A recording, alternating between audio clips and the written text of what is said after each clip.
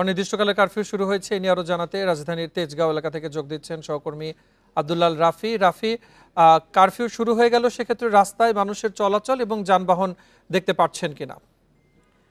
মূলত আপনারা জানেন যে কারফিউ বেশ আগে থেকে চালু ছিল। তো আজকে হঠাৎ করে স্বরাষ্ট্র মন্ত্রণালয়ের জনসংযোগ কর্মকর্তা বিকেল 3:30টার নাগাদ একটি বার্তা পাঠিয়েছেন, যেখানে তিনি উল্লেখ করেছেন যে আজকে সন্ধ্যা 6টা থেকে পরবর্তী নির্দেশ না দেওয়া পর্যন্ত ঢাকার মহানগরী সহ সব মহানগরী সহ সিটি কর্পোরেশন, পৌরসভা, শিল্পাঞ্চল এবং উপজেলা পর্যায় পর্যন্ত এই কারফিউ বলবৎ থাকবে। বিভিন্ন যে কর্মকর্তারা স্বরাষ্ট্র মন্ত্রণালয়ে তারা জানিয়েছেন যে মূলত এর আগে যে বিভিন্ন সময় কারফিউ ছিল, বিভিন্ন সময় শিথিল ছিল এবং বিভিন্ন সময় কারফিউ কড়াকড়ি ছিল, এবারের কারফিউটি একটি ভিন্ন রকমের, একটু কড়াকড়ি হবে বলে তারা মনে করছেন। রাস্তায় কেবলমাত্র কারফিউর সময় শুরু হলো, যার কারণে একটু পরে আর কি মূলত বোঝা যাবে। তবে এখনও বিভিন্ন জায়গায় আমাদের প্রতিনিধিরা যারা রয়েছেন, বিশেষ করে ঢাকাতে মৎস্য ভবন, বাংলা মোটর, কারওয়ান বাজার, ফার্মগেট এবং পল্টন এলাকাতে থেমে থেমে আমরা শব্দ পাচ্ছি, সাউন্ড গ্রেনেড বা শব্দ পাচ্ছি, ধোঁয়াও দেখতে পাচ্ছি আমরা। এবং রাস্তায় সাধারণ মানুষের উপস্থিতি একেবারেই কম, গাড়ি ঘোড়ার সংখ্যাও খুব কম রয়েছে।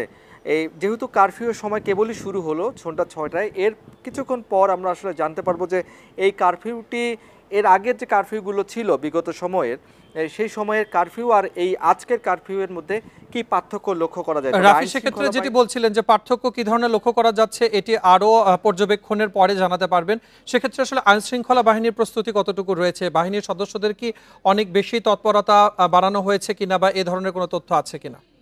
আমরা সকাল থেকে যে জিনিসগুলো দেখতে পাচ্ছি যে আইন শৃঙ্খলা বাহিনীর সদস্যরা এবং সেনাবাহিনীর সদস্যরা মূলত রাষ্ট্রীয় যে গুরুত্বপূর্ণ স্থাপনা, সেই স্থাপনার সামনে মোতায়েন ছিল এবং তারা সেখানে কড়াকড়িভাবে তাদের দায়িত্ব পালন করছিল।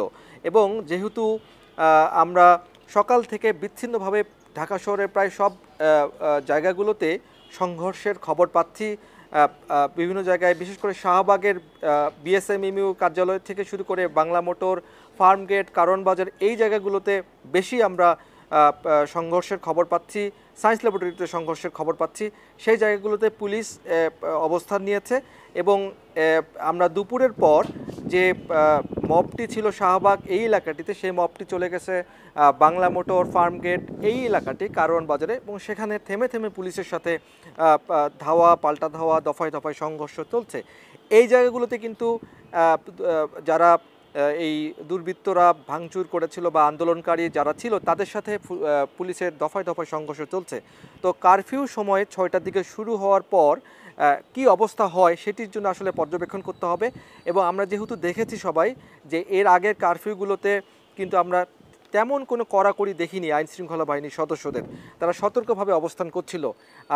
এবারের কারফিউতে কীরকম কারফিউ হয় এবং সেটির জন্য আসলে পর্যবেক্ষণ করতে হবে, আর ঘণ্টাখানেক পর্যবেক্ষণ করলেই বোঝা যাবে যে কিভাবে আইন শৃঙ্খলা বাহিনীর সদস্যরা এই কারফিউ সময়টিতে তারা আইন প্রয়োগ করছেন।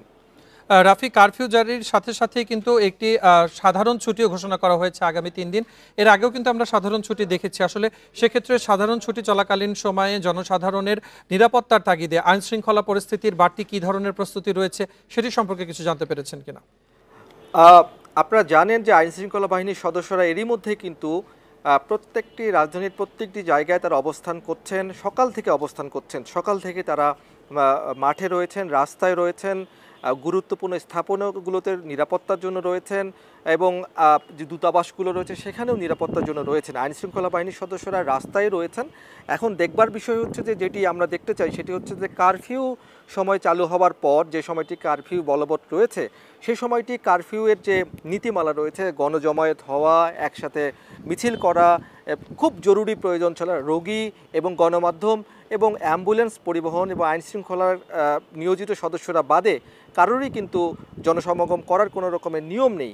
সেই নিয়ম ভঙ্গ করলে তারা কী রকমের, যারা আইন শৃঙ্খলা বাহিনীর সদস্যরা কী রকম শাস্তির আওতায় আনে সেটি আমরা দেখার বিষয় রয়েছে। আমরা কিন্তু এর আগের কারফিউয়ে এরকম কোনো রকম কড়াকড়ি হওয়ার কোনো রকম কিছু আমাদের কাছে তথ্য নেই এই কারফিউর সময়গুলো চলাকালীন সময়। তবে স্বরাষ্ট্র মন্ত্রণালয় সূত্র এবং আইন শৃঙ্খলা বাহিনীর সদস্য তথ্য মতে এবারের কারফিউটি তারা একটু কড়াকড়ি আরোপ করতে চান বলে আমাদের কাছে তথ্য রয়েছে।